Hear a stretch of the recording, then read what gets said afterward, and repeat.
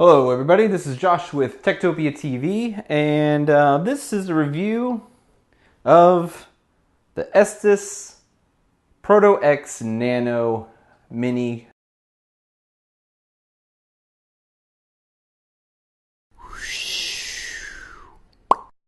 Now I actually saw a review of this. Sorry, I'm trying to get a better view for you guys. I saw a review of this from Barnacules on YouTube, and I just thought it was the coolest thing ever. So whenever I found out that it was only 30 bucks for one, figured why not, you know? If it brings me a little bit of enjoyment, brings the kid a little bit of enjoyment, it's worth it. So I've been flying it around a lot lately for the past like week or so, and I just want to start off by saying that I suck at flying this thing. I'm getting a little bit better. It is a little harder than you would think it would be. To fly it, you have this tiny little remote control. Here it is here. I'll have some, close-ups of it or whatever. So you have this tiny remote. Up on this one here, up is the throttle. Left and right is the rotation. And this is your left. Well, I guess technically it's left, right, back, and forward. So that's how you fly this thing. You do have these little trim buttons in here. So this helps trim it going front and back. And this one here helps trim it from going side to side. So that way you can try to get the flattest flight possible. Now I have noticed that it seems like every single time you start it up and you start to fly it, after you maybe have charged it or whatever it is that you may have done, I've noticed that you have to trim it each time, it seems like. So, I mean, I don't know if that's pretty typical with little quadcopters or what, because like I said, this is like the first one I've ever had, and it's absolutely tiny. So, anyway, I just wanted to do a brief review on it because I just thought it was absolutely awesome. Tons of people at work. I brought it into work or whatever and was flying around in my office on my lunch break, and whenever I first saw it on the internet, I had mentioned it and told them that I bought it, and so they came in, looked at it on the internet with me, and they decided that they wanted one. So I think I ended up selling like 6 or 7 of these things at work, just to various engineers and a couple admins at my work and all that kind of stuff. So they bought them for their husbands and whatnot. So a lot of people think that they're fun, and I've been flying it around the hallways and all the kind of just goofy stuff, just having a little bit of fun with it. But to start off, you power it on. I do have some testimonials here that tell about the ruggedness of this, and you'll see that the blue lights, I don't know if you can see that at all, the blue lights will start blinking. So blue is the front, red is the back. So the blue lights will start blinking, and then you flip on the power switch on the controller and it syncs up. So now it's all lit up blue. It's not flashing, telling you that it's synced up. So now you're ready to fly. So to start flying, you simply, you can probably hear it. It sounds like a gigantic mosquito, is what most people have said it sounds like. So I'm going to give this a try, because I can tell you right now, it's probably not going to be pretty, because I'm not very good at this. So, all right, here we go.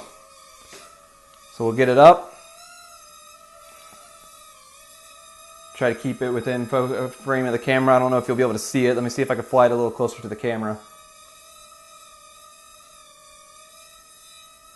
so you guys can see it a little better. Oh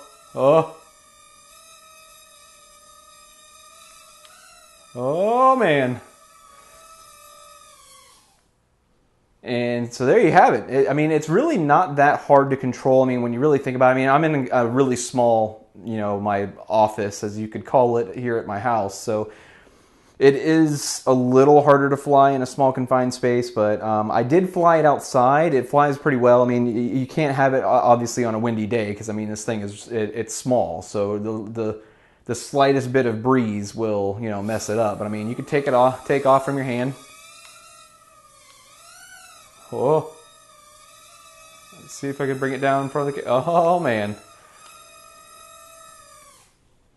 the blades on it, if they hit you, they sting. I mean, they're not gonna. I wouldn't think that they would really cut you open. I mean, I guess if you caught it just right and you have sensitive, not sensitive skin, but soft skin, I guess it could cut you. My dog decided that he wanted to sniff it when it was flying around in the air, and he didn't care for that. I mean, it hit his nose pretty good, and he ran away. So I flew it outside. I took it up to probably about 50 feet. Maybe 50, 60 feet up in the air or whatever, and it got up above the tree line outside my house, and then the wind started catching it, so I just hurry up and brought it back down. It does come with extra props, because I have lost all of them, I think. I think I've used every single spare prop that came with it, and I've had it for about a week. A lot of it, well, 2 of them or 3 of them I lost outside, and it hit a tree, and that prop is long gone. Some of them I just kind of hit it and it went behind the couch and I lost it, so the prop is probably sitting behind the couch. I mean, it's not probably, it's sitting behind the couch somewhere, and I just haven't felt like it was necessary to really yank the whole couch out in order to find the blade. So I just put a new prop on it and pew, and took off again. So there was no real point in digging for the other prop right now. So it does come with some. I'll have a close-up of the A and B sides. So it's basically an X. So it's a B and a B and an A and an A. So you have to put the A blade, it's a really small A that's actually marked on the blade. You have to put the A blade on the A corner. If you put a B blade on an A corner, I did that, and it does not fly very stable at all. It is all over the place. It's really weird as to how that works, but I'm guessing it has to do with the way that the blades are angled, and just make sure you put A on A and B on B. I mean, that's why it's there, right? So anyhow, I've been flying this thing for about a week and a half. I've used up all of my blades that came extra with it. I haven't looked to see if I can buy more. I bought it off of coptershop.com. I'll have the link down in the description. And at the time that I bought it, they were $30, and they come in yellow, green, red, white, black, and purple. I bought white. I'm probably going to buy, I'm not even joking, I might buy like 1 or 2 more just because they're only $30. So I purchased it on a Thursday, not this past Thursday, yesterday Thursday, but past Thursday, and it was, I live in Florida, they're in Washington, and I think it was like $4 for shipping, and it was here on Monday. So that was pretty good in my opinion. I mean, it came to me pretty quick. Now, I've just reminded myself of an issue I'm having. I had it where I was flying it around. You see how it's disconnected from it's desynced now. So I just turn off the controller, turn it back on. It beeps, and it's synced back up. So the one issue that I did have is I came down on top of a filing cabinet at work, and I landed right on the back side of this. So now the power switch is loose. So as you can see, I can just touch it, and it'll turn itself off. I don't have to actually slide it to off. So it's loose in there. I'm gonna have to try to get in there and figure out how I can maybe fix that. But yeah, it's $30. I mean, I'm not gonna really cry and complain about that. That was more my fault just because I suck at flying it, but it just happened to land on it just right, and it loosened up the switch and caused it to screw all up. So that's not a knock against the product at all. The product is still amazing and worth every bit of that $30. I mean, even at $60, this thing would still be awesome. Now, for me, the flight time I've been seeing, I'm a little bit heavy on the throttle. Like I like to fly it low and just really gas it coming up. So I get about 4 to 5 minutes of flight time, and it takes about 20 minutes to charge. So, and I'll have some other video of the charger and all that other kind of stuff rolling on the video. But you plug it in to any kind of charger, your wall charger for your phone, just unplug the cable for your phone, plug in this cable. It's a weird T-shaped end cable. I thought it was like a standard micro or mini USB, but it's not. But it takes about 20 minutes to charge. The light will light up on the actual USB plug that plugs into the computer. It'll plug in there or light up there red when it's charging. And once it's done charging, the light will go off and now you're ready to fly. So it's really not too bad. I just kind of like for the first couple days I had it, I just plugged it into my laptop that was sitting next to the couch. I would charge it up. I kept looking over at it. As soon as I saw that the light wasn't on anymore, I'd grab it, unplug it, just fly it around the house, bring it back to me, annoy my wife with it, annoy the dog with it, chase my son around the living room with it or whatever. And then the lights start blinking. All 4 lights will start blinking really, really fast whenever the battery's going dead. And it won't just die and fall. That's the one thing I do like about it. It will not just cut off and fall. It slowly drains down and it will just come down. I mean, you can tell when the batteries are getting to the point where it's done and ready to give up, because you'll give it full throttle and it won't even lift itself anymore. It just... So, I mean, it goes down really slow. It doesn't just plummet like a rock to the ground. So that's really good. You don't have to worry about it breaking. Other than that, I haven't had any problems with it, but here is the biggest testimonial yet. Now, the other night, I was playing around with it, and I decided that I was going to fly it along the couch. So I came in from my left-hand side, and I decided to do like a nice little strafe maneuver across my lap.